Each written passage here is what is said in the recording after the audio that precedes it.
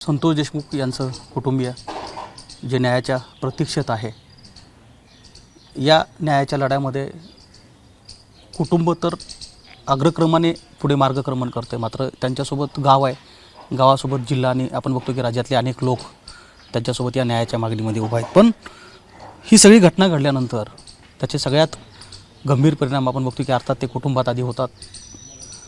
विराज संतोष देशमुख यांचा मुलगा आहे. शाळा सुरू केली रेग्युलर? हो, परवा दिवशीपासून शाळेत चाललो. अच्छा, पण मग काय मित्र बोलतात तुला? हे तर सगळ्यांना माहितीच आहे, म्हणून कोण नाही बोलत ह्याविषयी. सगळ्यांना माहीत आहे. हो, तुला पण आठवतं परत एकदा की आता शाळेत जातोयस तू, पण यापूर्वी शाळेत जाताना तुझ्या बाबाशी तुझं काय बोलणं व्हायचं? तुझे बाबा तुझी कशी चौकशी करायचे? हो, बाबा विचारत होते काय शिकविलं काय नाही शाळेतून आल्यावर. आठवण येते बाबाची? हो,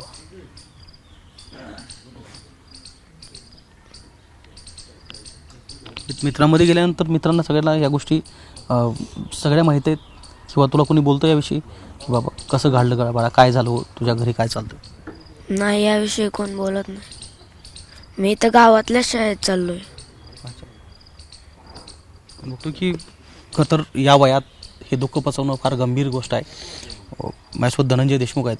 धनंजय, मला माहिती आहे की भाऊ म्हणून आज हे सगळं दुःख पचवणं सोपं नसलं तरी कुटुंब प्रमुख म्हणून आता या कुटुंबाला पुढे घेऊन जावं लागणार आहे. कुटुंब प्रमुख म्हणून खरं तर हे गावच आहे. आता आम्हालाच जसं आत्तापर्यंत ओटीत घेतलं होतं आमच्या भावासकट सगळ्या कुटुंबाला, तसंच यापुढं जे गाव आहे त्यांच्याच ओटीत आम्ही असणार आहोत. त्यांनीच आम्हाला कुठंतरी धीर दिला, सांभाळलं तरच आम्ही उभारणार आहेत. माझी हिंमत नाही भाऊ या गोष्टीतून उभारण्याची. मी खचून चाललो आहे, मला दुःख खूप होतं आहे आणि ह्या लेकरांना घेऊन मला पुढं जायचं आहे. म्हणून आम्हाला सगळ्यांनी सांभाळणं अपेक्षित आहे आणि ते सांभाळण्याच्या भूमिकेत आहेत सगळे. ते आम्हाला सांभाळतील, कारण 2 महिने झालं कुठंही आम्हाला गावातल्या कुठल्याही घटकांनी सोडलं नाही, समाजाच्या कुठल्याही घटकानं सोडलं नाही. आणि जे लोकप्रतिनिधी आहेत, सामाजिक क्षेत्रातील लोक आहेत, ते तर न्यायाच्या भूमिकेत आहेत. हे सुद्धा आपल्याला त्याची जाण ठेवणं आवश्यक आहे, कारण का या 2 महिन्याच्या कालावधीमध्ये त्यांनी देखील कुठंच संतोषांना देशमुख या विषयाला फुटू नाही दिला. वैयक्तिक आयुष्यात त्यांनी हे प्रकरण घेतलेलं आहे, म्हणून हे प्रकरण सगळ्यांनी असं हाताळल्यामुळे न्यायाच्या दिशेनं जात आहे आणि त्याचीच अपेक्षा आहे. मग या लेकरांना जे गाव आहे, समाज आहे, ते बळकटी देऊन पुढं कसं नेतं हे खरं तर बघणं आहे आपल्याला पुढचं काय होणार आहे हे अजून माहीत नाही. नक्की, म्हणजे कुटुंबासोबत गावातले लोक आता आमच्याशी बोलत आहेत, तर बरेच लोक सांगतात की हे संतोष अण्णाचं स्वप्न होतं, अनेक गोष्टी करायच्या राहून गेल्या होत्या. काही अनुभव येत आहेत या 1-2 महिन्यामध्ये की कोण लोक येत आहेत, बोलत आहेत की अण्णांनी आम्हाला सांगितलं होतं हे करायचं होतं? तर रात्री त्याचे एक क्लासमेट आहेत सदाशिव सोनवणे, ते आले होते की उद्या मुलीचा कुंकुटिळा आहे. तर मला अश्रू अनावर झाले, खूप रडलो मी. एक गोष्ट आठवली 3 महिन्यापूर्वीची, की मला भाऊ म्हणला होता माझ्यासमोर, त्याला तो म्हणत होता की सदाशिव सोनवणे की मुलीचं लग्न आहे, कसं होणार, पैशाचं मॅनेजमेंट कसं.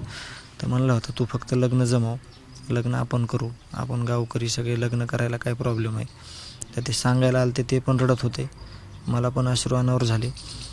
स्वतःचं जरी काही आर्थिक जास्त बळकटी नसली तरी समाजाला तो ह्याच भाषेत बोलायचं की आम्ही आहेत, तू फक्त लग्न जमव, आपण लग्न करू.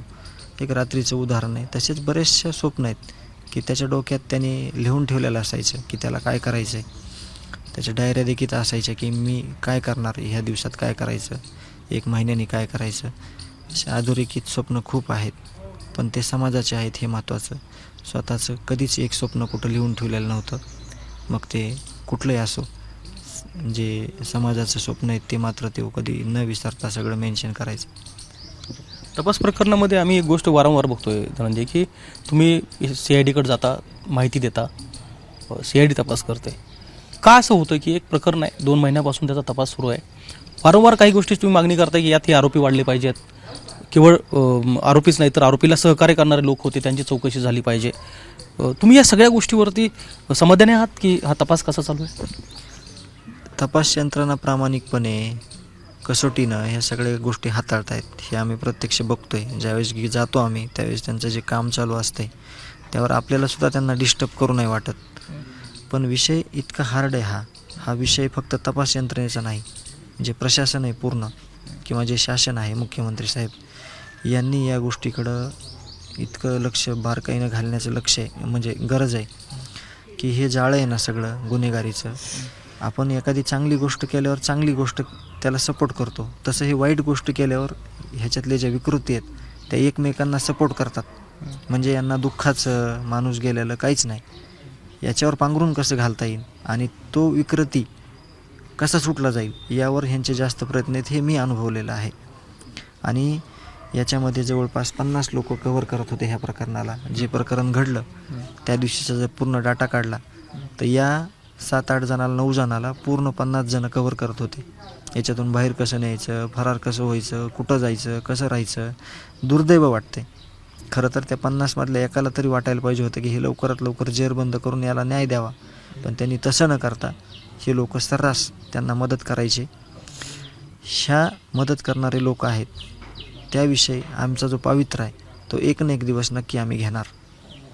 कारण का अजून हे दुसरे 9 जण तयार करू शकतात आणि त्यांच्याकडून अशा गोष्टी घडून शकतात. त्याच्यात आमचं गाव आम्ही देखील असू शकतो. कारण का ह्या विकृती इतक्या विखुरलेल्या आहेत, इतके अमानुष लोक आहेत हे.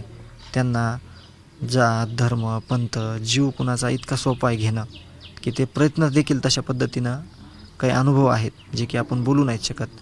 किंवा CID यंत्रणा आहे त्याच्यातल्या काही गोष्टी मी शेअर करू शकत नाही. त्या गोपनीयतेमध्ये ठेवलेल्यात जास्त फायदा होतो. ह्याच्यावर कसा आळा घालता येईल याचं गांभीर्यानं घेणं हे खूप गरजेचं आहे, नाही तर समाजाची खूप हानी होणार आहे. नक्की. माझ्यासोबत वैभवी आहे. वैभवीला एक प्रश्न. वैभवी, खरं तर ज्यावेळेस तू व्यासपीठावरून बोलत होते, मोर्चाचं नेतृत्व करत होते, त्यावेळी जे तुझ्यासोबत घडलं आहे ते इतर कुठल्याही मुलीसोबत घडू नये असं तू वारंवार म्हणत होतेस. याच घटनेला लागून एक दुसरी घटना घडते की अशोक मोहिते नावाचा एक होमगार्ड जो धारूर तालुक्यातील इथून जवळचा आहे त्यालाही भीषण पद्धतीनं मारहाण होते आणि ती मारहाण करणारे कोण असतात तर कृष्णा आंधळेचे मित्र असतात. म्हणजे ह्या दोन्ही गोष्टी तू एकत्रित बघतेस का की हीच भीती तू यापूर्वी व्यक्त केली होतीस? तीच भीती होती की माझे आज दुःख आमच्या कुटुंबावर आहे किंवा गावावर आहे ते इतर कोणावर येऊ नये. कारण की हा जो दुःखाचा डोंगर आहे हा खूप मोठा आहे, याच्यातून कोणी सावरूच शकत नाही आहे. आणि म्हणजे आता जसं चाचा म्हणला की हे विकृती आहे ते काही पण करू शकतात. म्हणजे जर ह्यांचे आता ही केस चालू आहे, आरोपी जेलबंद आधी आहेत आणि एक आरोपी फरारही आहे, तरी पण म्हणजे जे लोक आहेत किंवा ते विकृतीचे लोक आहेत ते सुद्धा आज तसेच घटना घडून आणतात. तर यामध्ये पोलीस प्रशासनाने म्हणजे हे केलं पाहिजे, लक्ष दिलं पाहिजे आणि जे आरोपी आहेत त्यांना कठोरात कठोर शिक्षा दिली पाहिजे. पण तू हे वारंवार म्हणत होतेस की केवळ आता प्रश्न तुझ्या वडिलाचा नाही आहे तर दुसऱ्या कुणासोबत अशी घटना घडू नये असं तुला वाटतं? तेच वाटतं आम्हाला. कारण की आता म्हणलं मी हे दुःख खूप मोठं आहे आणि हे दुःख इतर कोणावर येऊ नये असं वाटतं आम्हाला. नक्कीच आपण बघतोय की जे दुःख वैभवीच्या वाट्याला आलं ते दुःख इतर कुणालाच्या वाट्याला येऊ नये आणि म्हणूनच हा संघर्ष आहे. म्हणजे हा न्याय केवळ संतोष देशमुख यांच्या एकट्यासाठी असला तरी यापुढे अशा घटना घडू नयेत म्हणून यात केवळ एक गाव नाही, एक जिल्हा नाही तर राज्यातील अनेक लोक समोर आले आणि संतोष देशमुख यांच्या न्यायाच्या मागणी करू लागलेत. गोविंद शेळके, ABP माझा, मसाजोग, बीड. ABP माझा, उघडा डोळे बघा नीट.